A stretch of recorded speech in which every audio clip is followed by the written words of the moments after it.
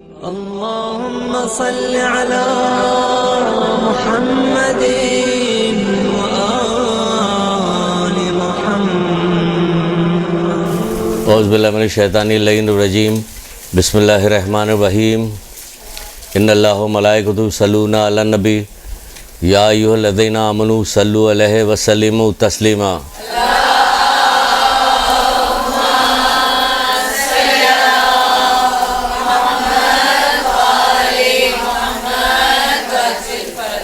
بسم اللہ الرحمن الرحیم. ایاک نعبد و ایاک نستعین. درود پڑھیے محمد آل محمد.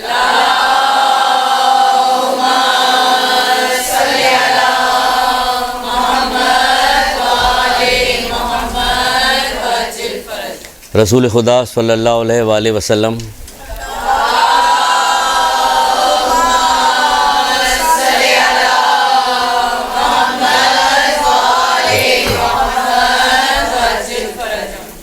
آپ کا ارشاد ہے کہ مردوں کی ہم نشینی اختیار نہ کرو. مردوں کی ہم نشینی اختیار نہ کرو. یعنی مردہ سے مراد کیا؟ مردے سے مراد وہ جو سرکش ہیں، نافرمان ہیں اللہ تعالیٰ کے، ان کی ہم نشینی سے دور ہے.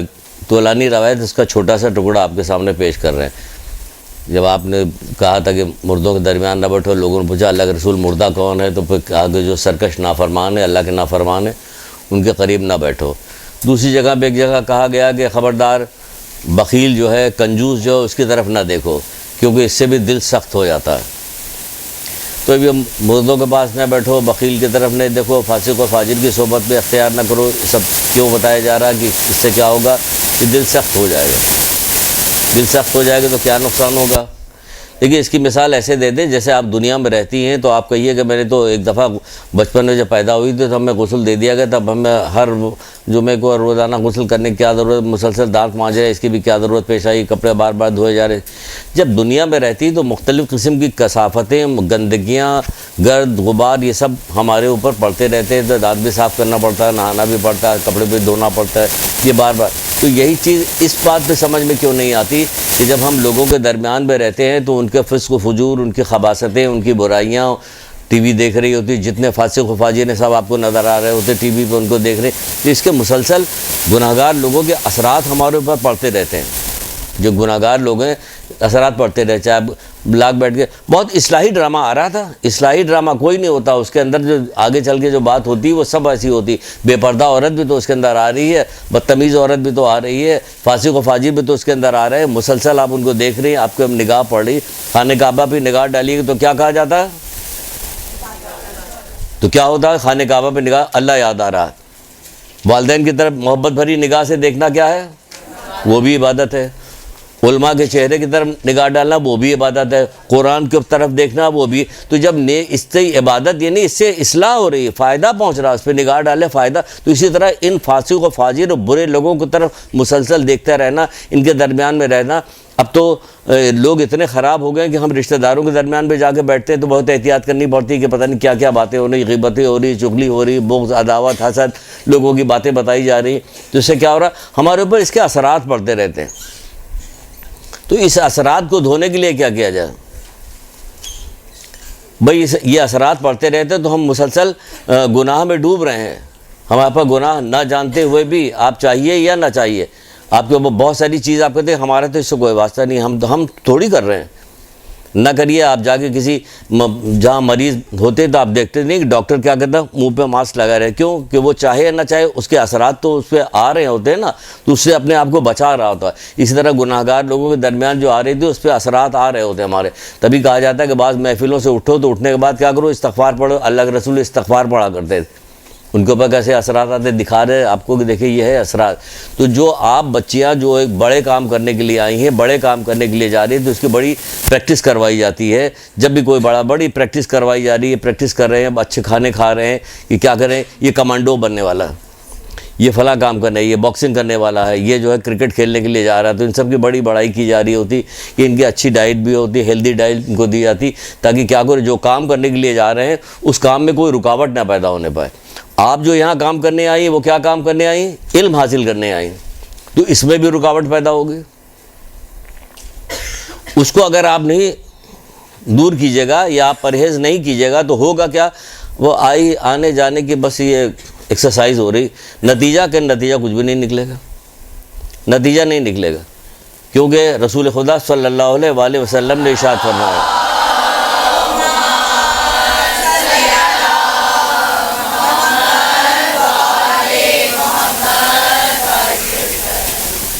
آپ کا ایک ارشاد ہے کہ میری امت پہ 4 چیزیں لازم ہیں، میری امت پہ 4 چیزیں لازم ہیں۔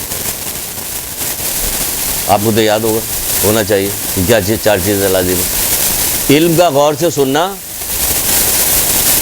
علم کا غور سے سننا، ابھی کہاں سے عمل آ جائے گا، اس کو یاد رکھنا، جب یاد رکھیے گا تبھی تو عمل کی منزل پہ آئے گے کہ اب یہاں بیٹھے ہوئے ہیں یا فلاں کام کرنے کے لیے جا رہے ہیں تو یاد آیا، کیا یاد آئے کہ یہ منع کیا گیا ہے، تو اب وہاں سے پرہیز کیا کہ یہ کام ہمیں نہیں کرنا، یہ کام کرنا۔ علم کا غور سے سننا، اس پہ یاد رکھنا، اس پہ عمل کرنا اور اس کی نشر و اشاعت کرنا، یعنی 4 کام لازم ہے۔ آپ یہاں علم حاصل کرنے کے لیے آئی ہیں تو 4 چیزیں آپ پہ لازم ہیں۔ وہ تو کہہ رہے ہر شخص پہ، تو آپ پہ بدرجہ اولا، کیونکہ آپ تو اسی کام کے لیے آئیں، خاص طور سے وہ تو ہر شخص کے لیے، میری امت کے ہر شخص پہ، سب نے چھوڑا ہوا، آپ نے پکڑا ہوا، تو پھر کیا کرنا؟ آپ کو علم کا غور سے سننا ہے، اسے یاد کرنا ہے اور اس پہ عمل کرنا ہے اور اس کے بعد اس کی نشر و اشاعت کرنا ہے۔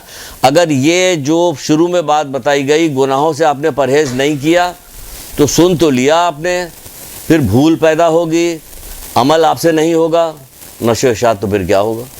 کیونکہ اصل نشر و اشاعت تو عملی کے ذریعے سے ہے، دوسری چیز کے ذریعے سے نہیں ہوگا۔ تو بعض گناہ ہم آپ کو بتائیں گے، بعض چیزیں ایسی بتائیں گے کہ جو ہمیں پہلے سے معلوم ہونی چاہیے، کہ جس کو ہم اس سے پرہیز کریں گے تبھی یہ علم جو ہے اثر کرے گا، تبھی اس علم کا فائدہ ہوگا۔ یہ علم کوئی چھوٹی موٹی چیز تو ہے نہیں، معمولی چیز تو ہے نہیں، لوگوں نے نظر انداز کر دیا، تو اس کو یہ نہ سمجھیے کہ اس میں کوئی وقت نہیں ہے۔ اور دنیا کی پڑھائی میں لوگ لگے ہوئے ہیں، پڑھائی میں لگا رہنا بھی چاہیے، ہر طرح کی پڑھائی پڑھنی چاہیے، کوئی بھی چیز ایسی نہ ہو کہ جو نہ معلوم ہو آدمی کو۔ رسول خدا صلی اللہ علیہ وآلہ وسلم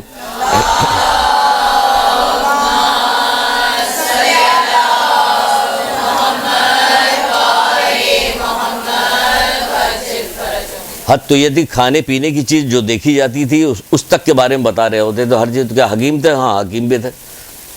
دنیا کے بارے میں کہ دنیا کے بارے میں جانتے، آخرت کے بارے میں کہ آخرت کے بارے میں جانتے۔ کیا کہہ رہے ہیں مولا علی سے؟ کیا کہتے ہیں مولا مشکل کشا حضرت علی علیہ السلام فرماتے ہیں رسول خدا صلی اللہ علیہ وآلہ وسلم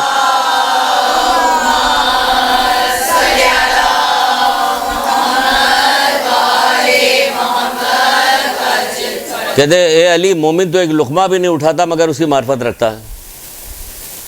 کیا سمجھے؟ مومن ایک لقمہ بھی نہیں اٹھاتا، اس کی آج کل بیر آئی ہوئی ہے بازار میں، آپ بتائیے کہ بیر کے فائدے کیا ہیں؟ اور وہ کیا کہہ رہے ہیں؟ ہم ان کے ماننے والے ہیں، وہ کہتے ہیں ایک لقمہ بھی نہیں اٹھاتا مگر اس کی معرفت رکھتا ہے۔ آپ کو تو کسی چیز کی معرفت نہیں، کوئی کھانے پینے کی، کوئی جو مل جائے بکری کی طرح، گائے بیل کی طرح کھاتے چلے جا رہے ہیں، اچھا برا کسی چیز کی تمیز نہیں، کیا ہے، کیا کھانا چاہیے، کیا نہیں کھانا چاہیے، ہمیں کیا چیز سوٹ کر رہی، کیا چیز نہیں سوٹ کری، کتنا کھانا چاہیے، کتنا نہیں۔ وہ کہہ رہے ہیں ایک لقمہ بھی نہیں اٹھاتا مگر اس کی معرفت رکھتا ہے کہ حرام ہے یا حلال ہے، اور اس کے بعد اس کے اندر جتنی چیزیں پائی، یہ اللہ کی قدرت نہیں تو کیا چیز ہے؟ کہ سیب میں کیا کیا فائدے ہیں اور امرود میں کیا فائدہ ہے اور کیلے میں کیا فائدہ ہے، سب اللہ نے پیدا کیا، تو اللہ کی قدرت ہے، اس کے اندر یہ علم پوشیدہ، وہ یہ بھی بتا رہے ہوتے، بیماروں کا علاج بھی بتا رہے ہوتے۔ تو ہر چیز علم حاصل کرنے میں کوئی رکاوٹ نہیں، اس لیے میں نے یہ کہا کہ کوئی یہ نہ سمجھے کہ دنیاوی علم سے روک رہے ہیں، دنیاوی علم سے تو نہیں رکھ، لیکن دینی علم سے رکے ہوئے لوگ، اسی لیے عام لوگوں کی یہاں تک کہ جو پڑھنے کے لیے آتی ہے ان کی نگاہ میں بھی اس کی کوئی وقت نہیں۔ مجھے ایک ایڈمیشن مل گیا، چل گیا، چلے آئے، کہاں امتحان دینے کو کہا جاتا ہے، کہاں کوئی امتحان دیتا ہے، ایگزام کوئی دیتا ہے، رک جاتے ہیں، نہیں دے رہے، نیچے سب باتیں چل رہی ہوتی، وہ نہیں آئے، وہ کیوں؟ اس لیے کہ آپ نے سنا تو اسے یاد نہیں رکھا، اگر یاد رکھا ہوتا تو ایگزام دینے میں آپ کو آسانی ہوتی، آپ نے یاد نہیں رکھا، جب یاد نہیں رکھا تو پھر کیا ہوا؟ اس پہ عمل بھی نہیں ہوا، جب عمل نہیں ہوا تو پھر نشر و اشاعت کہاں سے ہوگی؟ لوگوں کو اقوال سے نہیں، اعمال سے ہمارے قریب لاؤ۔ چھٹے امام جعفر صادق علیہ السلام،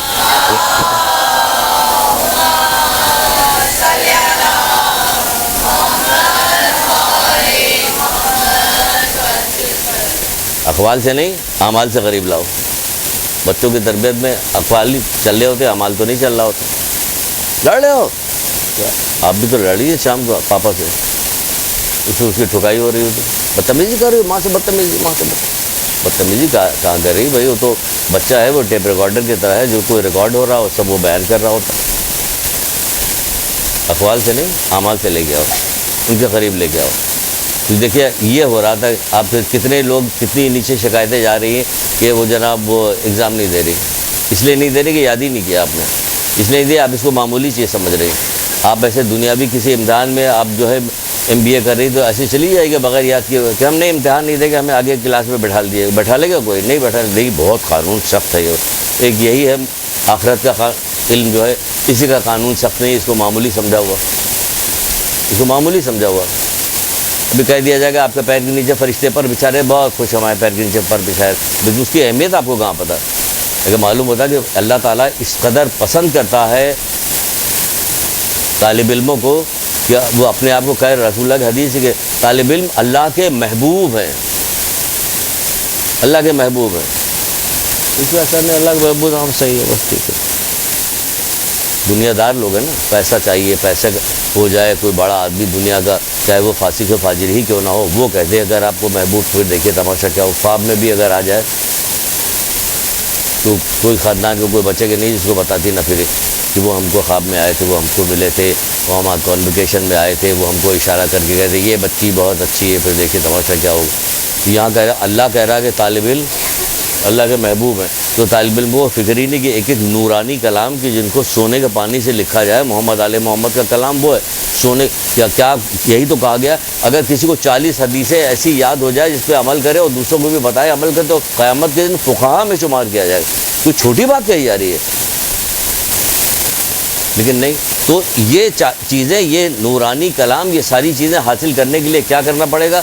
کرنا یہ پڑے گا. چلیے ابھی شروع میں سن لیجئے کہ کیا ہے کیا نہیں کر. تو یہ ساری چیزیں بھی بتاتے ہیں کیا کرنا پڑے گا. تو یہ ہمیں چاہیے کہ جو یہ چاروں طرف پھیلا تو کیا ہو، ہمیں نصیحت چاہیے، ہمیں ہر وقت نصیحت چاہیے، ہمیں ہر وقت چاہیے کہ ہماری اصلاح ہوتی رہے، ہمیں ہر وقت چاہیے کہ کوئی ہمیں برائی سے روکتا رہے تاکہ ہم جو ہے جس راہ پہ چلے ہیں اس سے ہم ادھر ادھر نہ ہونے پائیں. تو ہمیں روکنا چاہیے، کہ لوگوں کو روکنا چاہیے. کہا جا رہا کہ اچھی بات کہاں سے ملے گی؟ آپ کو مدرسے سے ملے گی، یہ کتاب کھولیے گا تو ملے گی. امام حسن اسلام کیا کہہ رہے ہیں؟ اچھی بات سن کر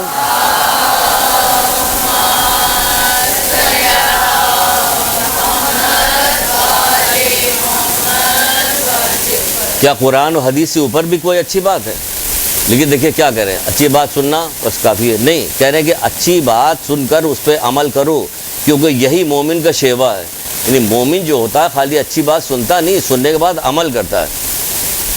عمل کا تو کوئی مسئلہ ہی نہیں ہے، تو عمل کرنے کو تیار نہیں. یہی وجہ ہے کہ بعض بچیوں کو کہا جاتا ہے ہاں بس وہ چادر اوڑھ لیا بس سمجھ گئی تھی، وہ یہ کر رہی تھی.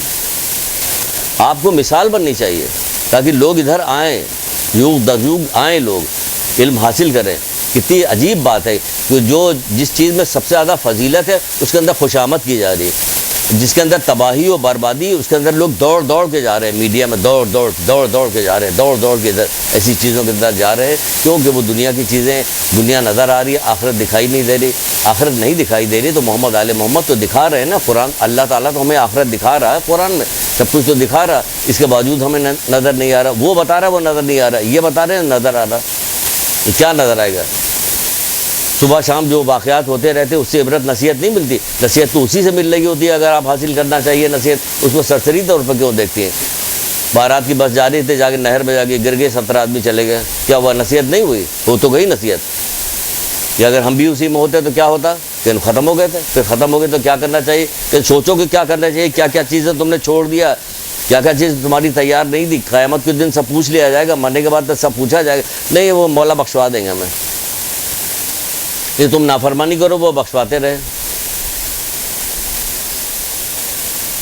آیت اللہ دستغیب کی کتاب ہے گناہن کبیرہ، پہلی جلد، 3 4 پیج پلٹیے گا.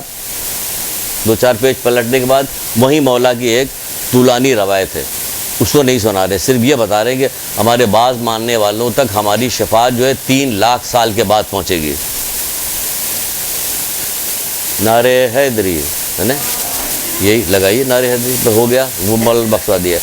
کہ جو اتنی قربانیاں ہم نے دی تھی وہ کیا تھا، اتنا صبر ہم نے کیا تھا وہ کیا تھا، اتنی محنتیں ہم نے کی وہ کیا تھا، وہ سب کیا تھا، کس لیے کیا تھا، کتنی زحمتیں ہم نے اٹھائی. جب حضرت فضا سونا بنا کے لے کے مولا کے پاس آئی تھی اور دیا تھا کہ اب حسن حسین کی بھوک ہم سے نہیں دیکھی جا رہی ہے، مولا نے سونا دیکھا اور کہا کہ اگر یہ چیز تم اس میں اور ملاتی تو اور اچھا سونا بن جاتا. تو کہنے لگے کہ ارے مولا آپ کو بھی آتا ہے، اگر ہمارے بچوں کو آتا ہے، ہمارے بچے حسن حسین کو آتا ہے بنانا.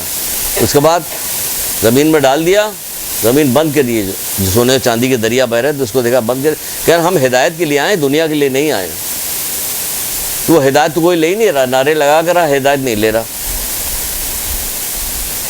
ہدایت نہیں لے رہا. تو بھائی اس کو کرنے کے لیے سنا، عمل کیجئے، اس پہ سنا عمل کی کوشش کیجئے، عمل کیجئے. ابھی تو سن تو چکی ہیں آپ نے، درود بھی تو عمل کروائے گا آپ کو. اخلاص کے ساتھ پڑھیے، بہانے سے پڑھیے. آپ کے ہاتھ تو تسبیح نہیں چھوٹنے پڑے، ارے بڑھیا آ گئی تسبیح لیے ہوئے. نہیں، آپ کی توفیقات، آپ کی عزت دنیا آخرت میں بلند ہوگی.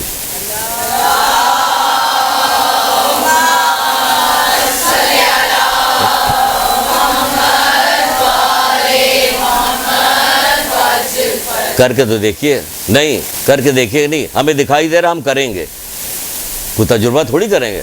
کہہ دیا ان لوگوں نے بس ہم کریں گے. ہر مسئلے کے لیے اپنے ہم درود پڑھیں گے، ہمارا مسئلہ حل ہوگا. لوگ دنیا میں یہیں بیٹھے ہوئے، لوگ آپ کے مدرسے میں لوگ نیچے بیٹھے ہوئے جن کی توفیقات میں اضافہ درود کی وجہ سے ہوا، ورنہ وہ تو کہیں اور ہوتے. وہ یہاں بیٹھے ہوئے ہیں. بھئی آپ یہاں کیا کر رہے ہیں؟ بڑا کام کر رہے ہیں. امام زمانہ کے آنے سے پہلے لوگوں کو تیار کروا رہے ہیں، تو یہ بڑا کام کر رہے ہیں یہ لوگ. تو کس وجہ سے کر رہے ہیں؟ اس وجہ سے کر رہے ہیں کہ درود وہ پڑھ رہے ہیں، نماز شب وہ پڑھ، جو کہا جا رہا ہے سب کر رہے ہیں، جو کہا جا رہا ہے سب کر رہے ہیں. کہاں سے کہاں توفیق ان کو لیتے ہوئے چلی گئی. بعض لوگ پیچھے رہتے گئے، جو دنیا میں بڑے نام کرتے وہ پیچھے رہ گئے، یہ آگے نکل گئے، یہ آگے نکل کے آ گئے. کون نکل کے آگے آ گیا؟ کہ غلام حبشی آ گئے کربلا میں امام حسین کے ساتھ آگے نکل کے آ گئے. کہ جو ادھر لشکر میں تھا وہ بھی پتہ نہیں کس نیکی کی وجہ سے توفیق ملی، وہ ادھر سے ادھر حضرت ہور آ گئے. وہ دو بھائی ادھر سے آ گئے. کتنے لوگ آ گئے، کتنے لوگ آئے ہوئے تھے جو موجود تھے وہ بھاگ گئے، راستے میں سے بہانہ بنا کے بھاگتے چلے گئے. جن کو اللہ تعالیٰ توفیق دے رہا وہ آتا جائے. یہ توفیق ہے. اتنا بڑا اتنی دیر کا یہ درس لیا گیا کہ درود کی کچھ تو آپ کے اوپر آ جائے کہ اب دن رات ایک کر دیجئے اور اس سے فائدہ لیجئے، تاکہ آپ کو دیکھنے کے بعد بھی لوگ بھی فائدہ لیں. سلسلہ چل رہا تھا ایک بچی کی جس کو بڑا شور بچا، بڑی بشکل ہے، یہ شور بچا، یہ ہو رہا تھا. یہی کہا جا رہا ہے شکل نہیں اچھی، شکل نہیں اچھی. کیا ہوگا اس کا؟ اتنا بڑا منہ لیے ہوئے کہاں جائے گی؟ اس کا بہترین رشتہ آیا، بہترین جگہ شادی ہونے والی ہے، ڈیٹ بھی طے ہو گئی. کیسے؟ میں نے کہا کہ نماز شب کی پابند تھی، نتیجہ دیکھ لیجئے.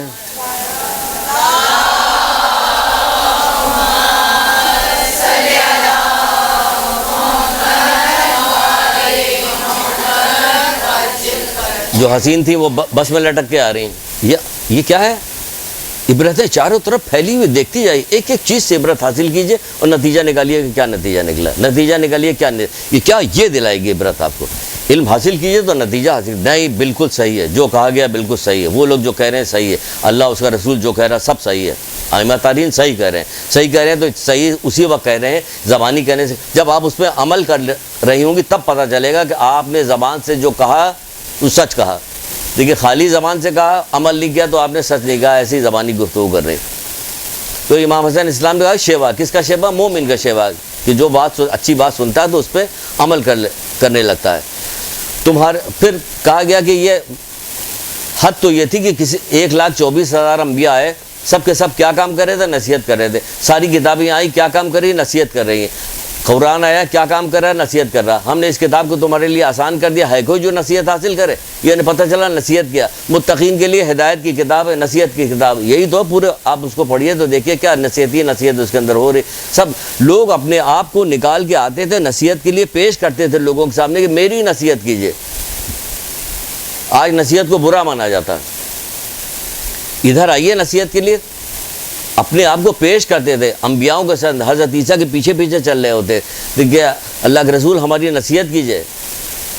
وہ نصیحت کرتے تھے. کتنے واقعات آپ کتابوں میں دیکھیے کہ حضرت عیسیٰ کے بھرے پڑے ہوئے ہیں کہ نصیحت کی، حضرت داؤد کے پاس پہنچے گے نصیحت کیجیے، حضرت ابراہیم کے پاس پہنچے گے ہمیں نصیحت کیجیے، سب کو نصیحت کے لیے کہا کرتے ہیں نصیحت کیجیے۔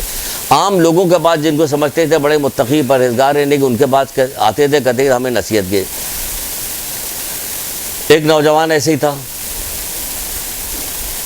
ایک بزرگ کے پاس پہنچا، صالح، نیک، متقی پرہیزگار، باعمل، کہنے لگا ہمیں نصیحت کیجیے۔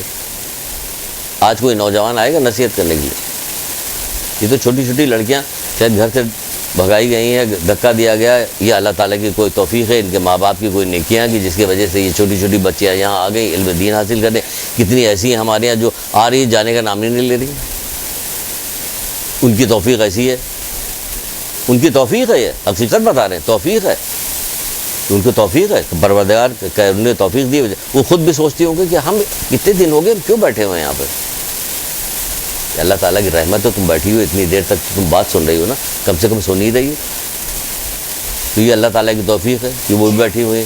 تو وہ لڑکا پہنچا، نوجوان پہنچا۔ آج کوئی نوجوان جہاں نصیحت فضیلت کی محفل مجلس ہوتی ہے وہاں تو جاتا ہی نہیں، جہاں شور شرابہ ہوتا ہے، دوسروں کو برا بھلا کہا جا رہا ہے، نعرے بازی ہو رہی ہے، وہاں موجود رہتے۔ باقی جہاں نصیحت کی محفل ہوتی ہے وہاں نہیں ہوتی، کیونکہ نصیحت اب بری لگنے لگی۔ مولا نہج البلاغہ میں کہتے ہیں کہ اپنے کانوں کو واعظ و نصیحت سے سجاؤ۔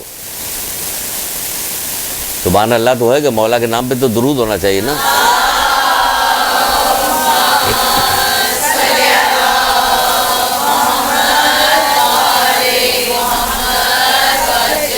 ایک دفعہ سبحان اللہ کہنے سے تمام زمین آسمان کے فرشتے درود پڑھتے ہیں آپ لوگوں پہ، تو آپ ان فرشتوں کے لیے درود پڑھ دیجیے۔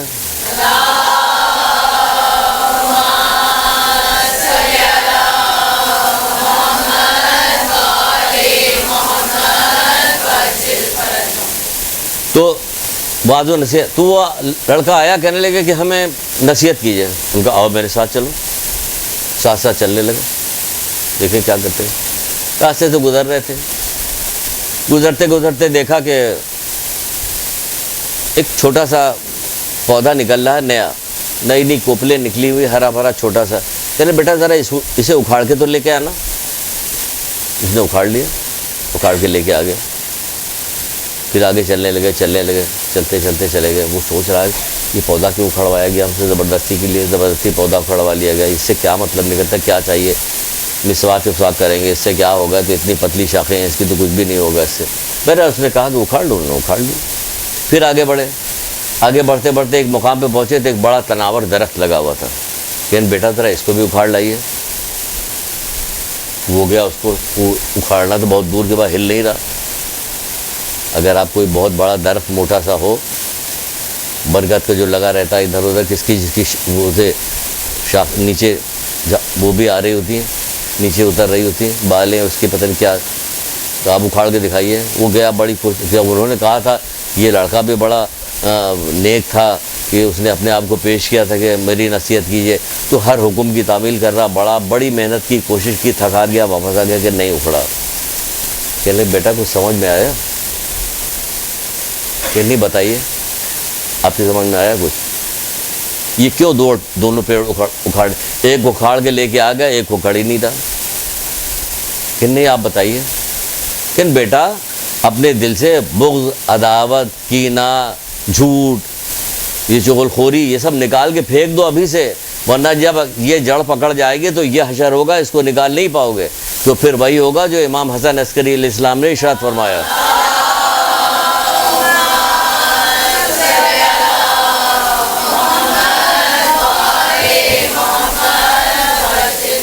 کیا ارشاد فرمایا؟ عادت کا بدلنا کسی معجزے سے کم نہیں۔ اب اگر یہ بچہ اس درخت کو اکھاڑ لیتا تو معجزہ ہی ہوتا۔ تو کیا انہوں نے نصیحت کی؟ بس یہ نصیحت کی، کہا جاؤ بیٹا کام کرو اپنے۔ دیکھیے کتنی اچھی بہترین نصیحت کر دی انہوں نے کہ دیکھیے کیا کہا، پیڑ اکھاڑ کے اکھاڑ لے، کہتے ہیں ابھی شروع میں اکھاڑ دو۔ آپ سے کیوں کہہ رہے ہیں؟ ابھی پڑھنے کے لیے آئی ہیں، اکھاڑ پھینکیے۔ کیوں؟ آگے بتاتے ہیں کہ کیوں، یہ کیوں کہا جا رہا ہے، یہ کس لیے کہا جا رہا ہے۔ نصیحت کیجیے۔ نصیحت کرنے والے تو ایسے ہوشیار لوگ بعض ہوا کرتے تھے، اب کہاں ہوشیار لوگ رہ گئے، کوئی کر رہ ہی نہیں گئے۔ ایک بادشاہ کا مصاحب تھا، مصاحب یعنی منہ لگا ہوا آدمی، وہ کام کاج نہیں کرتا تھا، بادشاہ کے پاس آ کے ادھر ادھر کی ہلکی پھلکی بات کر کے بادشاہوں کے دل بہلایا کرتا. اس زمانے میں ٹی وی اور یہ فلانا اس قسم کی چیزیں تو نہیں تھی کہ بادشاہ اپنے دل بہلاتے. تو اسی قسم کے لوگ رکھتے تھے جو آ کے مسخرے پن کی باتیں ادھر ادھر کی باتیں آگے. وہ بھی بڑا ہوشیار آدمی تھا. اس کو کہا موقع ملے تو ہم بادشاہ سلامت آپ کو بتاتے ہیں نصیحت. دیکھیں نصیحت کیسے کیسے لوگ کرتے تھے یہ بتا رہے. ایک دن کہنے لگا بادشاہ سے کہ آپ یہ بتائیے کہ آپ کو سونا، یعنی آپ کو سونا زیادہ پسند ہے یا گناہ زیادہ پسند ہے؟ بادشاہ نے کہا کس قدر احمق آدمی ہو تم. کون دنیا میں آدمی ایسا ہوگا جس کو سونے کی وقت نہیں جانتا، اس کی چمک نہیں جانتا ہوگا، اس کی خوبصورتی نہیں جانتا ہوگا. جو ظاہر ہے اسی سے تو محبت کرے گا، اور کس سے محبت کرے گا؟ تمہاری اتنی سی بات سمجھ میں نہیں آتی؟ تم عجیب بیوقوفانہ سوال کر رہے ہو مجھ سے کہ نہیں. یہ مسئلہ یہ نہیں کہ آدمی جس چیز سے محبت کرتا ہے اسی کے ساتھ تو ہر جگہ رہتا ہے. کہ ہاں دیکھو نشانی نہیں ہے. اس زمانے میں تو سونے کے بالے اور کنگنے پہنے نہیں رہتے. فرعون نے نہیں حضرت موسیٰ کو دیکھ کے کہا تھا کہاں ہے تمہارے ہاتھ میں سونے کے کنگنے، کہاں تمہارے کانوں میں بالے، کہاں تمہارے ریشم دیبا کی لباس، کہاں تمہارے پاس؟ فرعون کہہ رہا تھا کہ وہ سمجھ رہا تھا کہ یہ تو ایسے ہی ہیں. کہ ابھی رک جاؤ تھوڑی دیر، بعد پتہ چلے کہ جب ڈوب رہے ہو پانی میں تب معلوم ہو جائے کہ تمہیں کہاں ہے. پھر یہاں ہے دیکھو جا رہا کہاں ہے. تو بہرحال اس نے کہا کہ دیکھ نہیں رہے تو سونا جو اس سے محبت کرتا اسی کے ساتھ ہوتا. کہ لگے سرکار ہم تو دیکھتے ہیں کہ جب آدمی اس دنیا جاتا مرتا ہے نا تو سونا نہیں لے جاتا لیکن گناہ اپنے لے کے چلا جاتا. سونا نہیں لے جاتا لیکن گناہ اپنے ساتھ لے جاتا ہے. آپ تو جس چیز سے محبت کر رہے ہیں اس کو اسی دنیا میں چھوڑ کے جا رہے ہیں اور گناہ اپنے ساتھ لے جا رہے ہیں. بادشاہ نے کہا کیا نصیحت اس نے مجھے کی گناہ سے دور رکھنے کے لیے، کتنی عجیب بات کی. تو اس طرح کے واقعات بھرے پڑے تھے، عام لوگوں کے بھی، ائمہ کے بھی، انبیاء کے بھی. واقعات کیا ہوتے ہیں؟ لوگ اپنے آپ کو پیش کرتے ہیں کہ ہمیں نصیحت کیجیے تو لوگ نصیحت کیا کرتے ہیں. ایک شخص چھٹے امام جعفر صادق علیہ السلام کے پاس آئے.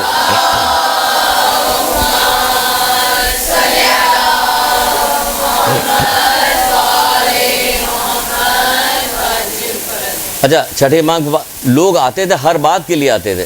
اللہ کے رسول میں اپنی بیٹی کی شادی کرنا چاہتا ہوں، اللہ کے رسول میں اپنے بیٹے کی شادی کرنا ہوتا ہے. امام کے پاس آئے کہ میں یہ کام کرنا چاہتا ہوں کیا کروں، میں وہ کام کرنا چاہتا ہوں کیا کروں. ہر چیز آ کے پوچھتے تھے، ہر چیز پوچھتے تھے. آج رواجی نہیں. بیٹی کی شادی ہوگی کوئی پوچھے گا جا کے کیا یہ بتائیے ہم کس سے کریں؟ کہ کس سے جا کے پوچھیں؟ کہ اتنی کتابیں رکھی پوچھ لو، انہی لوگوں سے پوچھ لو، محمد عالم محمد سے پوچھ لو، اور کس سے پوچھو گے؟ ان سے پوچھ لو کس سے کریں. بیٹے کی شادی کس سے کریں تو بتا دیں گے تمہیں کس سے کرو کس سے نہ کرو. ان سے جا کے پوچھو. اس زمانے میں لوگ جاتے تھے اپنے آپ کو پیش کرتے تو پوچھتے تھے مولا کیا کرو، یہ کام کر لوں، مولا فلاں جگہ تجارت ہو رہی میں وہاں کرنے کے لیے چلے جاؤ. نہیں مت جاؤ تمہیں نقصان پہنچے گا، مت جاؤ تمہیں نقصان پہنچے گا. وہ رک بھی جاتے تھے لوگ، پھر نہیں جاتے. لوگوں کے بھڑکانے پہ چپکے سے بھاگ بھی جاتے تھے. ایک شخص جو مولا سے پوچھنے کے لیے چپکے سے چلا گیا، وہاں سے تجارت کر کے واپس آیا، مولا سے ملاقات ہے. مولا پوچھا کیا ہوا؟ مولا بہت فائدہ ہوا. کہنا اچھا تو کافی رات تک تو مال گننے میں لگا رہتا ہوگا، حساب کتاب اور دوسری جگہ. ہاں مولا. کہ صبح کی نماز تو قضا ہو جاتی ہوگی. ہاں مولا صبح کے. کہ تجھے فائدہ کہاں ہوا، کہاں فائدہ ہوا تجھے؟ ایک ایک چیز پوچھتے تھے. مولا نصیحت کرتے تھے، اگر اس کے خلاف کام کرتا تو نصیحت کرتے تھے، اس کے موافق کام کرتے تو تعریف کرتے کہ دیکھو کتنا اچھا ہوا. تو ایک شخص اسی طرح آیا اور کہنے لگا کہ مولا مجھے نصیحت کیجیے. آپ نے فرمایا پرہیزگار بنو. نصیحت میں پہلی چیز کہہ رہے ہیں کیا؟ پرہیزگار بنو. عبادت میں مشقت کو برداشت کرو. آپ کہیے گا ہم اتنی درود کی تسبیح کیسے پڑھیں؟ ابھی جو کہا کیسے پڑھیں، آپ کہیں ہم تو پڑھ ہی نہیں سکتے. پڑھ سکتے ہیں. اپنا 24 گھنٹے کا وقت لگائیے کہ کتنا دیر ہے آپ کو. آپ کا تو 24 گھنٹہ جو ہے وہ 400 گھنٹے کے برابر ہو گیا. منٹوں میں آپ وہاں سے آگے، اگر آپ مدرسے میں پڑھنے کے لیے آتی ہے پیدل چلتی ہے، صبح 7 بجے کی چلی ہوئی، تب یہاں پہ آگے 2 بجے پہنچتی اور تھک کے چور ہو جاتی ہے، کچھ آپ سے پڑھا بھی کیا بھی نہیں جاتا. یہ تو بس میں بیٹھی ہے آدھے گھنٹے میں آپ پہنچ گئے، وہاں پہنچ گئی. بجلی یہاں پہ آ رہی، کوئی لانٹین کی لائٹ آپ کے پاس نہیں ہے، گھر میں سارا کام مشین کے ذریعے سے ہو رہا، سب کچھ ہو رہا ہے. تو کیا آپ کے پاس تو ٹائم ہی ٹائم ہے؟ آپ کے پاس ٹائم نہیں نکلے؟ نہیں ہے ٹائم. تو کہہ رہے عبادت میں مشقت کو برداشت کرو، پرہیزگار بنو. عبادت میں مشقت کو برداشت کرو اور جان لو یہ مشقت فائدہ نہ دے گی جب تک پرہیزگار نہ بنو گے. جان لو یہ مشقت یہ مشقت فائدہ نہ دے گی جب تک پرہیزگار نہیں بنو گے. تو یہ کون سی مشقت ہے کہ عبادت، اس سے بڑی عبادت کون ہے؟ بہترین بڑی عبادتوں میں سے ایک عبادت شمار کی جائے گی. بہترین و بڑی عبادت کوئی چھوٹی عبادت نہیں ہے، بڑی عبادت ہے، کاش لوگ جانیں۔ ابھی چھوٹی عبادت نہیں ہے، بڑی۔ اس کو چھوڑ کے اگر آپ کچھ بھی کام کرتی رہیے تو فائدہ نہیں ہوگا۔ اے اللہ کے رسول، ایک عورت ہے جو رات بھر نمازیں پڑھتی ہے، دن بھر روزہ رکھتی ہے، یاد ہے نا کتنی بار سنایا، عورت ہی والی سناتے ہیں، کبھی مردوں والی نہیں سناتے ہم، کہ مرد بھی ایسے گزرے ہیں۔ اکھڑوا کے پھینکوا دیا تھا، مرد بھی تھا اکھڑ رہا تھا، کہ اکھاڑ کے پھینک دو اس کو، پیڑ کو باہر پھینک دو۔ عورتوں کو بھی مردوں کو بھی سب کو برابر، لیکن آپ عورتیں تو آپ ہی کو سنا رہے ہیں۔ رات بھر نمازیں پڑھتی، دن بھر روزہ رکھتی، لیکن اپنی زبان سے کیا کام کرتی کہ اپنے پڑوسی کو آزار پہنچاتی کہ اس میں کوئی نیکی نہیں، وہ جہنمی ہے، تو یہ نماز روزہ اسے جہنمی۔ وہ کہہ رہے ہیں عبادت میں مشقت کو برداشت کرو، کیونکہ پرہیزگاری اگر نہیں ہوگی تو یہ مشقت فائدہ نہ دے گی۔ یہ مشقت جو رات بھر نمازیں پڑھ رہی ہو، دن بھر روزہ رکھ رہی ہو، یہ مشقت فائدہ نہیں دے گی۔ کیوں؟ کہ تم پرہیزگار نہیں ہو۔ تو پرہیزگار نہیں، تو یہ پرہیزگار بننے کے لیے کیا کرنا پڑے گا؟ کہ یہ جو علم حاصل کرنے کے لیے آئی ہو نا، یہ مشقت تم کو فائدہ نہ دے گی اگر پرہیزگار نہ بنی۔ فائدہ، اصل فائدہ نہیں دے گی۔ آپ جو فائدہ اللہ اور اس کے رسول جو اس علم کے ذریعے سے بتانا چاہتا، جو اتنا بڑا مقام دیا گیا ہے، طالب علموں کو اتنا بڑا مقام دیا گیا ہے کہ اگر پڑھتے ہوئے بھی اگر اس دنیا سے چلی گئی آپ لوگ تو شہید بری، چاہیے یا نہ چاہیے، یہ تو جائے گا، تو ایسے کہ شہید برا۔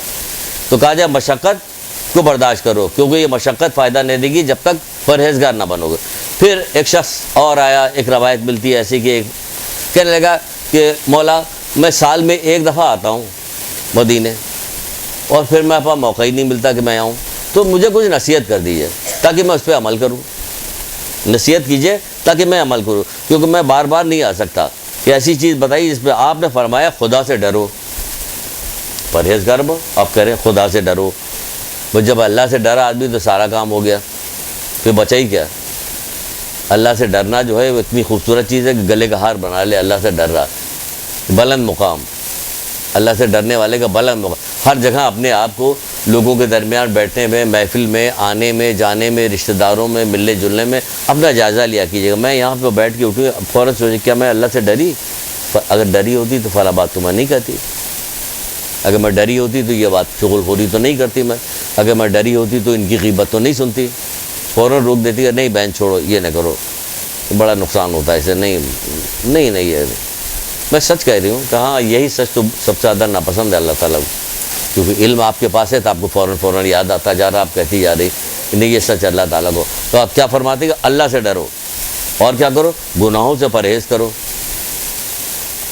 اللہ سے ڈرو، گناہوں سے پرہیز کرو، اور حصول نیکی کی کوشش کرو، نیکی حاصل کرنے کی کوشش کرو۔ نیکی جب معلوم ہوگی تبھی تو حاصل کیجیے گا آپ، اب معلوم نہیں ہوگا تو کہاں سے نیکی حاصل کیجیے؟ کیا نیکی حاصل کرو، اور گناہوں سے نہ بچو گے تو کوشش تمہیں فائدہ نہیں دے گی۔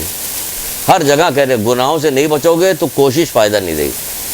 یہ جو کوشش ہو رہی ہے اس کا فائدہ نہیں ہوگا اگر گناہ سے نہیں بچے، کیونکہ جب آدمی مرتا ہے تو مولا مشکل کشا حضرت علیہ السلام کہتے نہیں ہیں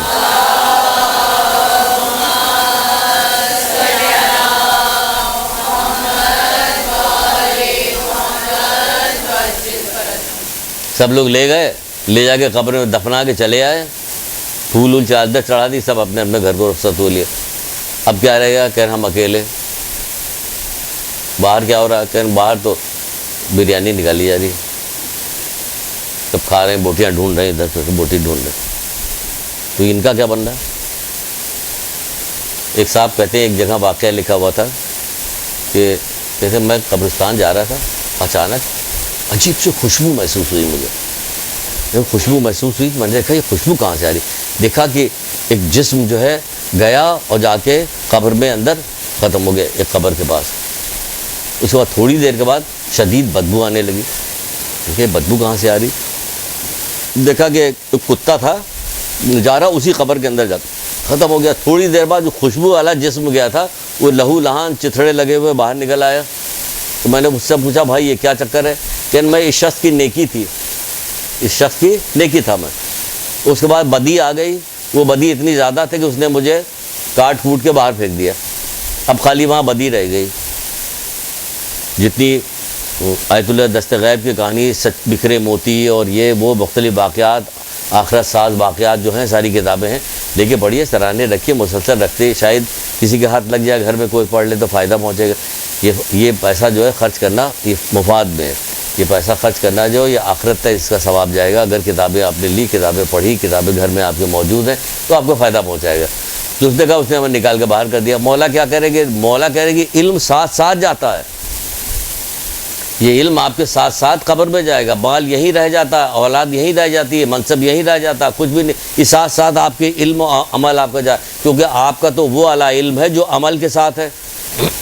یہی تو بتایا، علم عمل کے ساتھ ہے، تو آپ کا علم تو عمل کے ساتھ تو آپ کے ساتھ ساتھ جاتا ہے.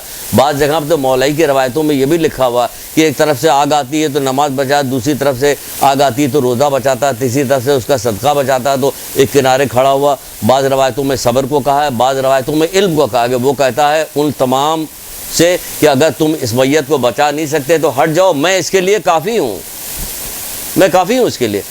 کون؟ یہ علم. یہ اتنی فضیلت کی چیز ہے کہ جہاں ماں باپ، بھائی بہن، عزیز رشتہ دار کام نہیں آتے، وہاں یہ علم کام آتا ہے. یہ آپ کی حفاظت کرتا کام ہے. تو اس کے لیے کہا جاتا ہے کہ حصول نیکی میں کوشش کرو، کیونکہ یہ فائدہ نہیں دے گا جب تک آپ کے پاس یہ پرہیزگاری نہیں ہوگی. تو ہمیں پرہیزگاری اختیار کرنا، تو یہ علم جو ہے آپ کو فائدہ پہنچائے گا.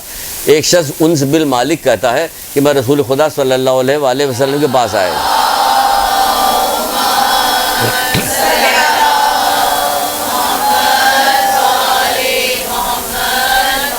اسی چیز کو دیکھیے رسول اللہ نے کیسے بیان کیا اس آدمی سے. وہ آدمی آ کے کہتا ہے کہ کون سا عمل افضل ہے؟ رسول اللہ سے پوچھا کون سا عمل افضل ہے؟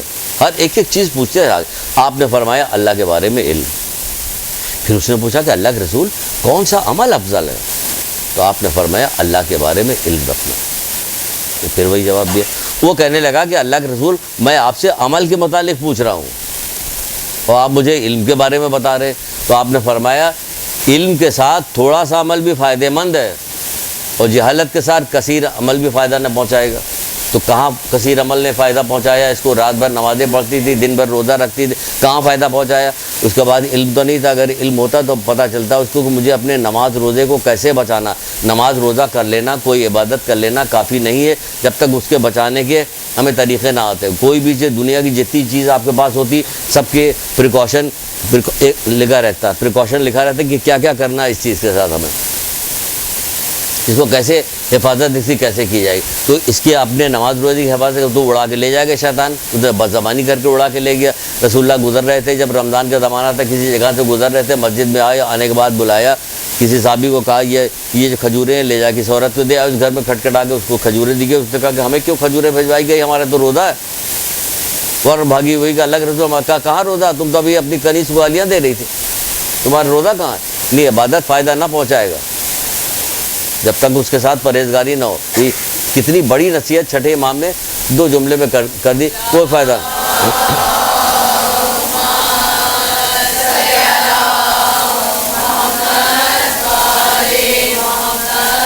تو جب اس طرح سے گناہوں سے اپنے آپ کو دور کریں گے، پاک کریں گے، تو پھر کیا ہوگا؟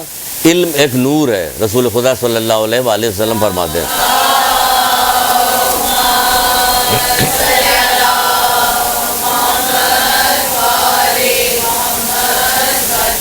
آپ فرماتے ہیں علم ایک نور ہے، اللہ تعالیٰ اپنے چاہنے والوں کے دلوں میں ڈال دیتا ہے. علم ایک نور ہے، اللہ تعالیٰ اپنے چاہنے والوں کے دلوں میں ڈال دیتا ہے. بھائی آپ تو اللہ کے رسول، آپ نے تو ایک جگہ کہا کہ علم حاصل کرنا ہر مسلمان مرد عورت پہ واجب ہے، ضروری ہے. تو اللہ تعالیٰ صرف اپنے چاہنے والوں کے دلوں میں کیوں ڈال رہا ہے؟ سوال پیدا ہو رہا ہے نا. علم ایک نور ہے، اللہ تعالیٰ اپنے چاہنے والوں کے دلوں میں ڈالتا ہے. پھر وہ مولا علی تو کہہ رہے کہ دین کا کمال کیا جائے کہ علم کا طلب کرنا، اس پہ عمل کرنا. دین کا کمال کیا ہے کہ علم کا طلب کرنا، اس پہ عمل کرنا. تو یہ ہمارے پر تو اللہ تعالیٰ کی یہ نور آ ہی نہیں رہا.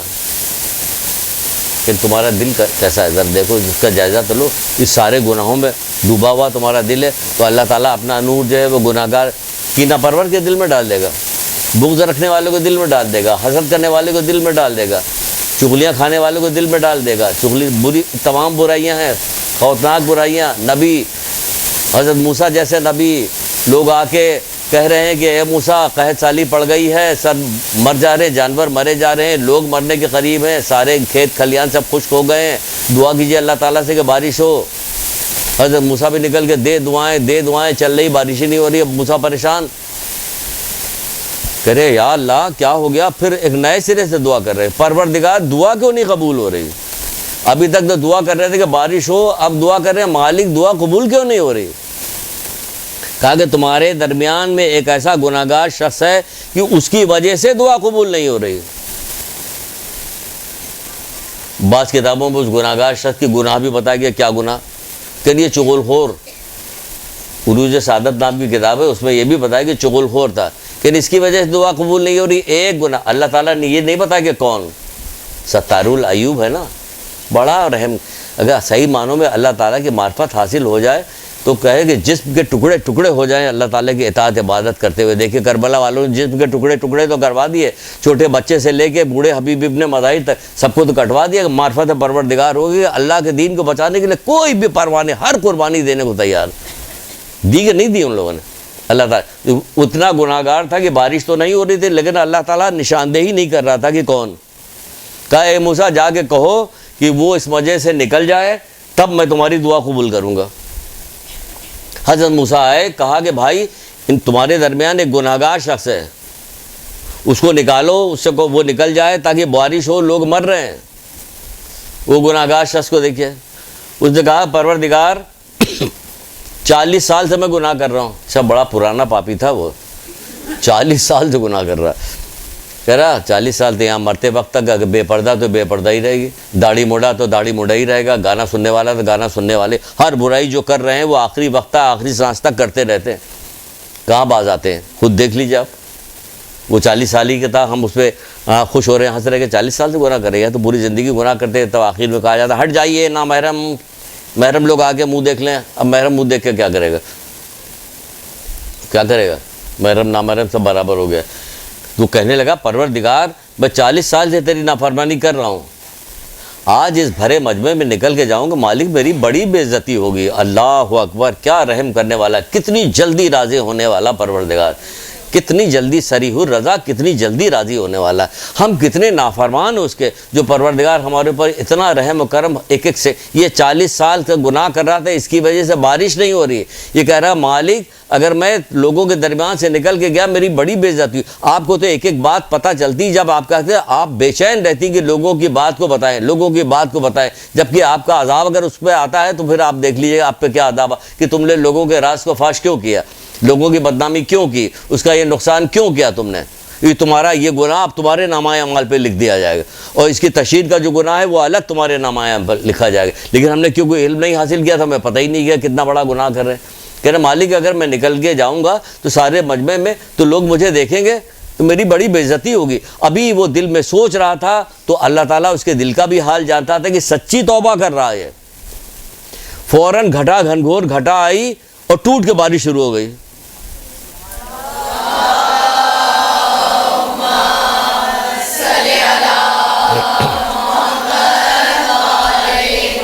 بارش شروع ہو گئی، لوگ پریشان ہو گئے کہ اے موسیٰ نکلا تو کوئی بھی نہیں، یہ بارش کیوں ہو رہی ہے؟ ان کا کہا ہمیں خود ہی نہیں پتہ کیوں ہو رہی بارش۔ پھر دعا کہ پروردگار یہ بارش کیوں ہو رہی ہے؟ کل جس کی وجہ سے بارش نہیں ہو رہی ہے آج اسی کی وجہ سے بارش ہوئی ہے۔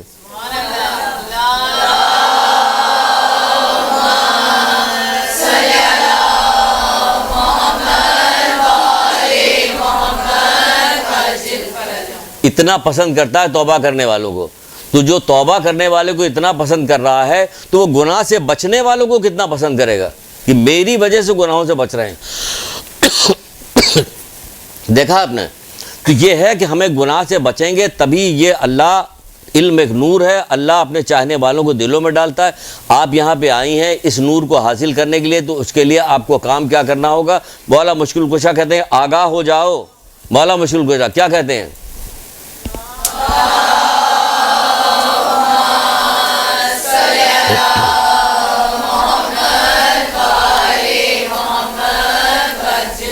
کہتے ہیں 6 چیزوں کے بغیر علم حاصل نہیں ہو سکتا۔ یا کوئی دنیاوی ویسا علم نہیں کہ جو گیا ایرا خیرہ نتو خیرہ ہر آدمی کو حاصل ہو گئے، ہندو بھی حاصل کر رہا ہے اور یہودی بھی حاصل کر رہا ہے، دیکھنے سب یہ ہے آخرت کا علم، یہ ہے وہ علم کہ ہر چیز کا ایک راستہ ہوتا ہے، جنت کا راستہ علم ہے، یہ جنت والا علم ہے، جنتی بنانے والا علم ہے، یہ ہر کے دل میں ایسے نہیں نازل ہوتا۔ تو مولا مشکل کشا فرماتے کہ آگاہ ہو جاؤ علم 6 چیزوں کے بغیر حاصل نہیں ہو سکتا. پہلی چیز کیا ہے؟ ذہانت، عقل مند ہونا چاہیے آدمی. ابھی آگے اس کی تفصیل بتا رہے ہیں، جلدی بتاتے ہیں تاکہ وقت ختم ہونے سے پہلے بہت تھوڑا سا وقت کریں گے، بات بہت زیادہ. اس کے بعد دوسری چیز ہے شوق.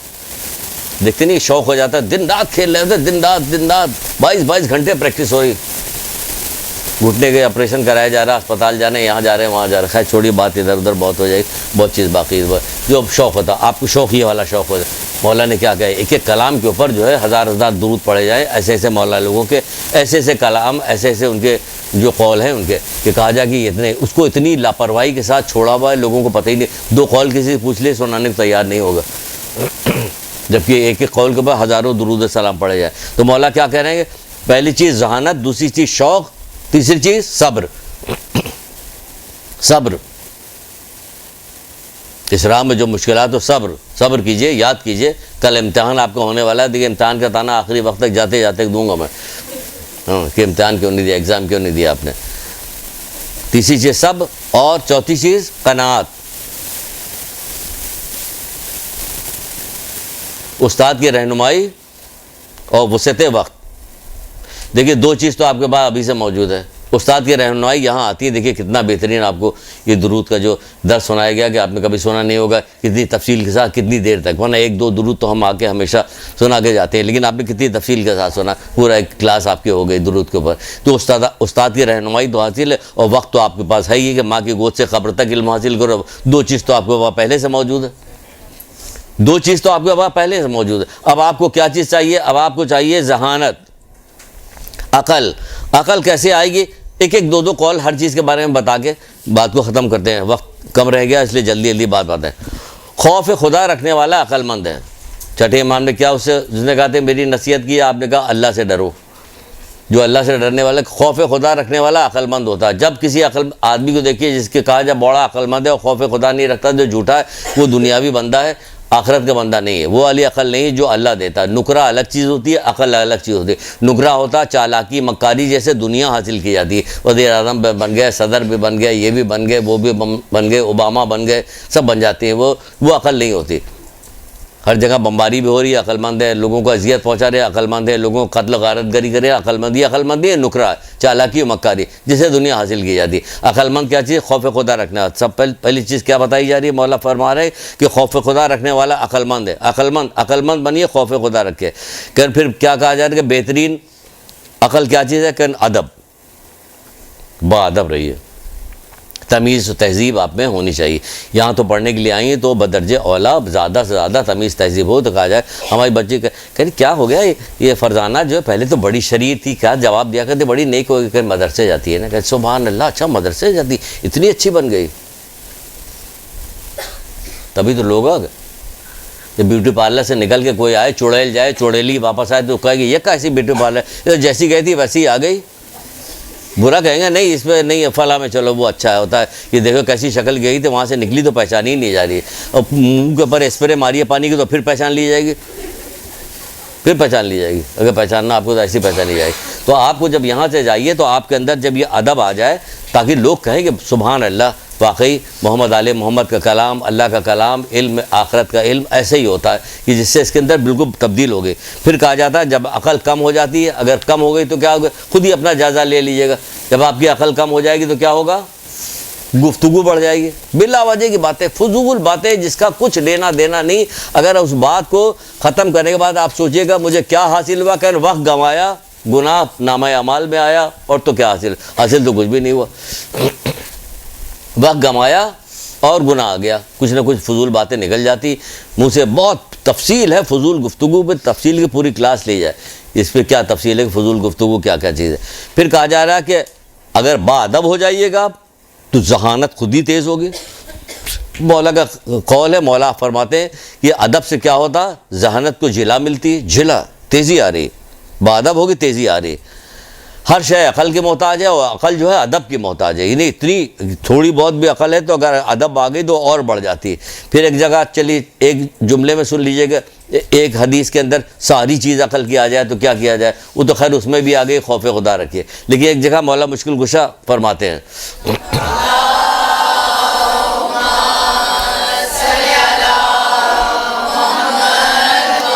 آپ فرماتے کہ بہترین ادب وہ ہے جو تمہیں حرام سے روکے. یہ بہترین ادب ہے, تمہیں حرام سے روکے, بہترین ادب کہ تمہیں باادب بن جائیے. پھر کہا جا رہا ہے کہ عقل کیا کام کے, بہت ساری چیزیں جو عقل کو خراب کرتی ہیں. غصہ, بات میں غصہ کریں تو بے ادب بھی ہو رہی ہیں اور عقل بھی آپ کی بگڑ رہی ہے. ہٹ دھرمی جو ہے یہ عقل کا آپ کو خراب کرتی ہے. آپ کو ہٹ دھرمی چھوڑنا ہوگا, آپ کو غصہ چھوڑنا ہوگا. تو کہتے ہیں سب چیز چھوڑتے چلے جائیں کہ زندہ رہنے کا فائدہ کیا ہے؟ بھائی سب چیز چھوڑیے گا تبھی تو آپ کی زندگی آگے بڑھنا. تو یہ دنیا میں زندہ جو ہے اسی کو مردہ کہا جا رہا ہے. ابھی پہلے ہی قول سنایا تھا, اگر ہر چیز کو ملائیے کہ خبردار مردوں کی ہم نشینی اختیار نہ کرنا, سنایا تھا پہلے ہی رسول اللہ کو سنایا. وہ مردہ بھائی وہ آپ سمجھ رہی ہیں انہیں زندہ, وہ تو مردہ ہیں, وہ مردہ ہیں, آپ زندہ ہو رہی ہیں. یہ کہہ رہے ہٹ دھرمی سے عقل کی آفت ہے. دین کا بہترین مددگار کیا چیز ہے کہ عقل. مولا مشکل کشا کی روایت. اس کے بعد کیا چیز آتی ہے؟ شوق. آپ دیکھیے گا آپ کو کس چیز شوق کب ہوتا ہے؟ جب کسی چیز کی معرفت ہوتی ہے تب اس کا شوق ہوتا ہے. ٹی وی پہ بار بار بتایا جا رہا ہے, اس سے آپ کو شوق پیدا ہو. قرآن حدیث بار بار آپ کو بتا رہی ہے, آپ کو شوق نہیں پیدا ہو رہا. وہ کہا جا رہا ہے لگاؤ فیئر اینڈ لولی لگاؤ, گوری ہو جائے, گوری اللہ منو آپ نے خرچ کر دیا, کچھ بھی نہیں ہوا کیونکہ آپ کے اندر کی کوئی چیز نہیں. پھر کیسے ہوگے یہ, کیسے ہو گیا؟ اس کو تو خاندان والے کہہ رہے تھے کہ اس کی شکل اچھی نہیں, شکل اس کا کہاں سے کہاں کیسے پہنچ گئے کہ نماز شب پڑھتی تھی. آپ کیسے پہنچ گئے کہ نہیں درود پڑھتی تھی کثرت کے ساتھ. آپ کثرت کے ساتھ درود پڑھ دیں.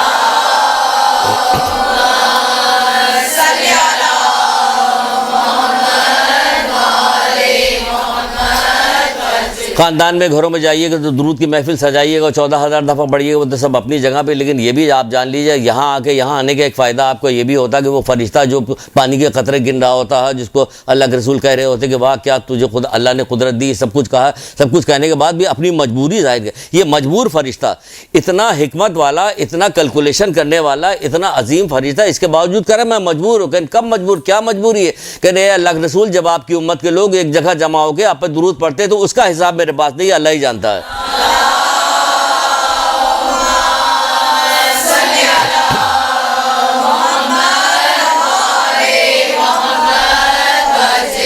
تو شوق آپ کو پتہ چل گیا کہ اس کا کیا فائدہ, آپ کی شوق پیدا ہونا چاہیے. شوق پیدا نہیں ہو پا رہا ہے, خصوصی آ رہی, درود پڑھیے, پھر آپ کو شوق پیدا ہوگا. تھکی ہوں گی, ہاری ہوں گی, بیمار ہوں گی, تھوڑا ہلکا پھلکا بخار ہوگا, تب بھی آپ کا شوق. پھر تیسری چیز جو بتائی گئی ہے وہ کیا چیز بتائی گئی؟ عقل ہو گیا, شوق ہو گیا, صبر. صبر بھی کرنا پڑے گا. بہت ساری چیزیں, بہت سارے کام کھیل میں خاندانوں میں ہو رہا ہوگا, شام کو یہاں جانا, ان کی منگنی, ان کا وہ نہیں, کلاس نہیں چھوڑیں گے ہم, کلاس نہیں چھوڑیں گے ہم. تو اس پہ کیا ہوگا کہ آپ کو ان تمام دنیا کی لذتوں سے صبر کرنا پڑے گا جس کا کوئی فائدہ نہیں ہوتا. صبر کامیابی کی سواری ہے. آپ اس سواری پہ بیٹھ کے یہاں آئیے, صبر کامیابی کی سواری ہے. صبر کا ایمان سے وہی رشتہ ہے, صبر کا بہت بڑا قول ہے جو سر کا دھڑ سے ہے. صبر و ایمان کا کیا رشتہ آپس میں؟ کہ جو سر و دھڑ کا ہے, کہ اگر صبر نہیں تو ایمان بھی گیا آپ کا. کیونکہ ہر جگہ آپ کو غصہ آ گیا, آپ نے کچھ کہہ دیا, منہ سے کچھ بات نکل گئی, کلمات فضول, یہ وہ بہت ساری ہو گئی. اپنے آپ کو پرہیزگاری سے آراستہ کرو اور اسراف و فضول خرچی سے اجتناب کرو. اب وہ آ گیا کیا چیز؟ اسراف. وہ آ گیا نا اسراف. قناعت کرو. جو قناعت کی ضد کیا ہے؟ اسراف. اسراف کر رہی, روکیے اپنے آپ کو. بلا جگہ کپڑا پہننا, یہ کرنا, وہ کرنا. اللہ جب عزت دے گا نا, اللہ جب عزت دیتا ہے نا تو پھر کوئی چیز روکتی نہیں ہے. کوئی چیز اللہ بے عزت کرنا چاہے تو گٹر میں گر کے ملک کے سربراہ مر جاتے ہیں, پھانسی پہ لٹکا دیے جاتے ہیں, کیا کیا حرکتیں کی جاتی, کیا کیا ان کے ساتھ ہوتا ہے. تو اللہ کے سے عزت طلب کیجیے گا تو یہ کپڑا لتا جو ہے بہت زیادہ فیشن ہو, اسراف, یہ وہ, اس سے کوئی فائدہ نہیں ہوگا. اس کو کہا جائے گا اپنے آپ کو پرہیزگاری سے آراستہ کرو, اسراف و فضول خرچی سے اجتناب کرو. یعنی اسراف و فضول خرچی جو پرہیزگاری کے الٹی ہے, منافی ہے. تو اس کا مطلب اپنے آپ کو بچانا ہمیں. پھر کہا جا رہا ہے, مولا ایک جگہ پہ کہتے ہیں, مولا مشکل کشا حضرت علیہ السلام ارشاد فرماتے ہیں,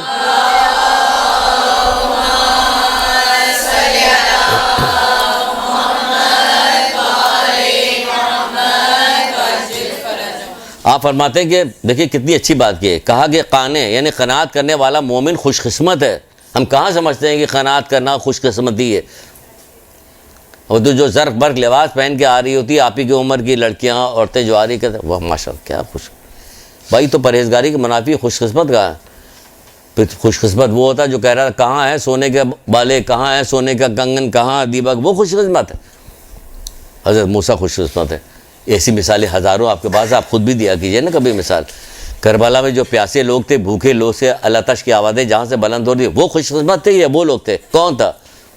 یہ خوش قسمت تھے، اور ان کی خوش نصیبی خوش قسمتی آپ اب تک دیکھ رہی۔ 1400 سال گزر گئے، وہاں لعنت کا انبار لگا ہوا، یہاں ان کے بعد درود و سلامی پڑھا جا رہا ہے۔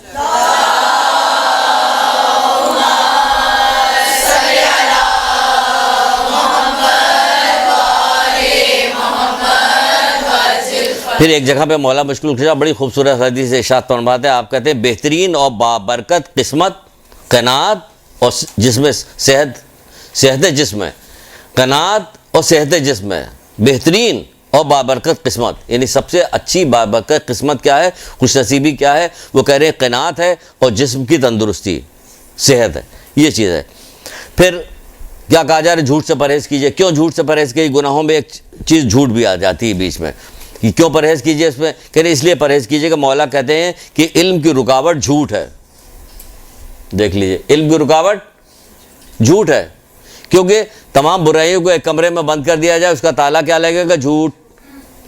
اتنی بری چیز ہے جھوٹ، یا بات میں جھوٹ اتنا عادی ہو گیا کہ کیونکہ دماغ نہیں چلتا نا، توریہ کیجئے، دماغ چلائیے، توریہ کیجئے کہ کیا کیا جائے۔ دوا لائے آپ میری؟ اب دوا تو نہیں لائے تھے، بھول گئے تھے، اب کیا کریں؟ کیا کریں؟ جھوٹ بولیں؟ نہیں، جھوٹ تو نہیں بولے بھائی۔ ہر دوا ہر وقت موجود تھوڑی رہتی ہے میڈیکل اسٹور میں، کبھی رہتی کبھی نہیں رہتی، کل لے آ دیں گے۔ جھوٹ تو نہیں بولے، بات بھی پوری ہو گئی۔ ہاں واقعی نہیں رہتی، ہر دوا میڈیکل اسٹور میں ہر وقت تھوڑی موجود ہے، کبھی ہوتی کبھی نہیں ہوتی، کل لے آ دیں گے، ہو گئی بات ختم۔ یہاں کیا دوا لائے؟ نہیں، کیا نہیں تھی دکان پہ، نہیں تھی، جھوٹ ہو گیا۔ دماغ لگاؤ، اللہ تعالیٰ مدد کرتا ہے، فوری مدد کرتا ہے، اللہ تعالیٰ مدد کرے گا۔ جب آپ اس کی اطاعت کے لیے قدم آگے بڑھائیے گا تو وہ خود ہی مدد کرے گا آپ کی۔ پھر کیا ہے؟ علم کی راہ میں رکاوٹ جھوٹ ہے، کیونکہ جھوٹ کے سہارے سے سارے گناہ کرنے لگیں گے تو علم تو نہیں آئے گا۔ پھر کوئی بندہ ایمان کی لذت اس وقت تک حاصل نہیں کر سکتا جب تک سنجیدگی یا مذاق میں جھوٹ بولنا چھوڑ نہ دے۔ تو آپ کو جھوٹ بھی دیکھیے، یہ سب اس لیے ہم سنا رہے ہیں کہ آپ یہاں علم حاصل کرنے آئی تو واقعی آپ کو فائدہ پہنچے۔ فائدہ کب پہنچے گا؟ جب گناہوں سے بچیے گا، یہ یاد رکھیے گا۔ فائدہ کب ہوگا؟ جب گناہوں سے بچیے گا۔ 5-6 منٹ باقی رہ گیا، کتنی دیر باقی ہے؟ 4 منٹ، بتائیے کتنا ہو گیا؟ بہرحال سب کچھ بتا رہے ہیں، دھیرے دھیرے بتا رہے ہیں کہ جب تک چھوڑ نہ جائے تمام گناہوں کو۔ یہ بھی بتا چکے عقل مندی کا نتیجہ صداقت ہے، یہ بھی عقل مندی کا نتیجہ کہ کیا ہوتا؟ آدمی سچ بولے۔ اگر نہیں کیجیے گا، آپ جھوٹ بولتی رہیے گا، سارے گناہ کرتی رہیے گا تو پھر ہوگا کیا؟ پھر 2 قول 3 قول اور سن لیجیے۔ پھر دیکھیے گانا بجانا بھی چھوڑ دیجیے، یہ گانا بجانا بھی اسلام میں، کیونکہ اس سے منافقت پیدا ہوتی ہے، دل کے اندر منافق ہو جاتا ہے آدمی، منافقت پیدا ہو۔ جس طرح بارش سے سبزہ اگتا ہے، رسول اللہ کرے جس طرح بارش سے سبزہ اگتا ہے، اس طرح جو ہے دل کے اندر منافقت پیدا ہو، اس کو بھی چھوڑنا پڑے گا۔ پھر ایک جگہ پہ امام محمد باقر اسلام، جلدی جلدی درود پڑھے۔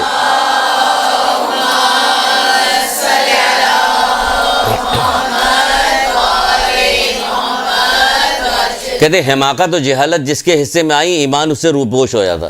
کتنا بہترین قول ہے، حماقت و جہالت، یعنی بیوقوفی جس کے پاس آ گئی، حماقت اور جہالت، جاہل جو آدمی، ایمان اس سے روپوش ہو جاتا، نہیں آتا ایمان۔ وہ سمجھ رہا کہ ہم عمل کر رہے ہیں، ہو کچھ بھی نہیں رہا۔ وہ سمجھ رہا کہ ہم نمازیں پڑھ رہے ہیں، رات بھر نمازیں پڑھ رہے ہیں، دن بھر روزہ رکھے ہیں، اور رسول اللہ یہ کہہ رہے ہیں، وہ کہہ رہے ہیں کہ سب کو یہ عبادت کر رہے ہیں، مل کچھ بھی نہیں رہا، خالی ہاتھ جا رہا ہے۔ تو یہ نہیں، ہم روزے تھے، رسول اللہ نے ہمیں کھجوریں بھجوا دی، کہ کہاں روزہ ہے تمہارا؟ تو یہ کیا چیز ہے؟ حماقت و جہالت، دونوں چیزوں سے اپنے آپ کو بچانا، کیونکہ حماقت کب بچیں گے؟ جب ہم گناہ چھوڑیں گے سارے، اور جہالت ہوگی جب آپ یہ چھوڑیے گا اور علم حاصل کرنے کا آپ جستجو کیجیے گا، تو علم ایک نور ہے، اللہ تعالیٰ آپ کے دل میں ڈال دے گا۔ اور ان تمام گناہ نہیں چھوڑیے گا پھر نہیں پڑے گا، آئیے گا آ کے چلی جائیے گا، اسے ملے گا کچھ بھی نہیں۔ پھر امام زمانہ علیہ الصلوۃ والسلام،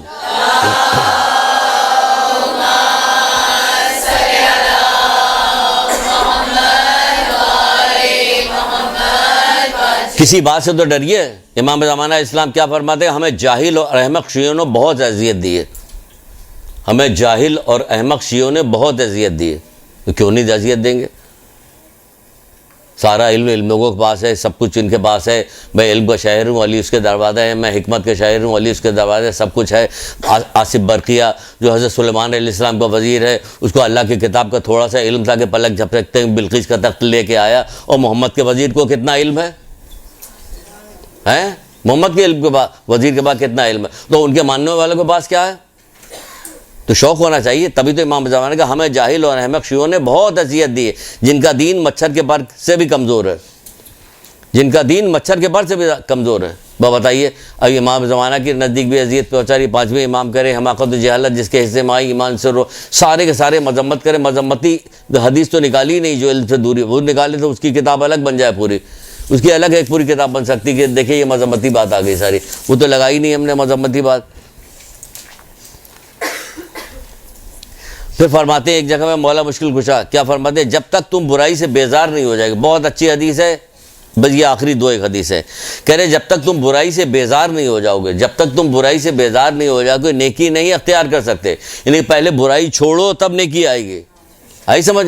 جب تک تم برائی سے بیزار نہیں ہو جاؤ گے تب تک نیکی اختیار نہیں کر سکتے، برائی کو چھوڑو تب نیکی۔ اور نیکیوں میں وہ آ کے تو پوچھ رہا کہ مجھے اچھا عمل بتائیے، کرے علم اللہ کے بارے میں علم، اچھا عمل علم اللہ کے بارے میں، اچھا کہہ رہے اللہ کے رسول میں عمل پوچھ رہا ہوں، کہے نہیں علم کے ساتھ تھوڑا سا بھی عمل فائدہ مند ہوگا تو یہ نیکی فائدہ نہ دے گی آپ کو جب تک آپ کے پاس علم نہیں ہوگا۔ تو کہہ رہے جب تک تم برائی سے بیزار نہیں ہو جاؤ گے نیکی نہیں اختیار کر سکتے۔ برائی سے جتنی برائیاں بتائی گئی، جتنی برائیاں اور آپ کو معلوم، سب سے آپ کو جان چھوڑائی ہے ہر برائی کے لیے جو نہ چھوٹ رہی، تو کتنا اچھا نسخہ تو بتا دیا گیا۔ جھوٹ نہیں چھوٹا، آپ نے کہا ڈیلی درود کی تسبیح پڑھیں گے، اللہ تعالیٰ ہم سے جھوٹ چھوڑا ہے، جھوٹ چھوڑا ہے، محمد علیہ محمد کے صدقے میں جھوٹ چھوڑا ہے، ایک تسبیح اس سے جان چھوٹی۔ اب دوسری بات غیبت غیبت غیبت غیبت غیبت، تسبیح نہیں غیبت کی، یعنی تسبیح پڑھے کہ غیبت چھوٹے، غیبت کرنے ایک طرف بولے بتائے یہ اب تسبیح یہ چھوٹ گیا، یہ چھوٹ، ہر چیز کے لیے آپ نے کری ہے، بہت وقت ہے آپ کے پاس، بہت حاصل، اور یہ خود آپ کو معجزہ دکھائے گی، تسبیحات یہ معجزہ دکھائے گی کہ وقت میں کیسی وسعت پیدا ہوتی ہے اور کیسے سارے کام ہو رہے ہوتے ہیں، یہ خود وسعت دکھائے گی، خود آپ کو پتہ چلے گا۔ تو یہ ہے ساری چیزیں، کیونکہ علم راہ دکھائے گا، عمل مقصد تک پہنچائے گا، تو علم آپ کو فائدہ نہ دے گا جب تک آپ اس کو عمل میں نہیں لائیے گا، اور عمل میں علم آ نہیں سکتا اس وقت تک جب تک آپ گناہوں سے پرہیز نہیں کیجیے گا۔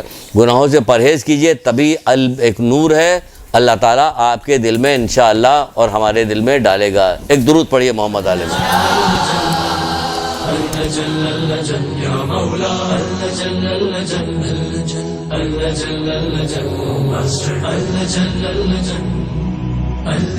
يا صاحب السماء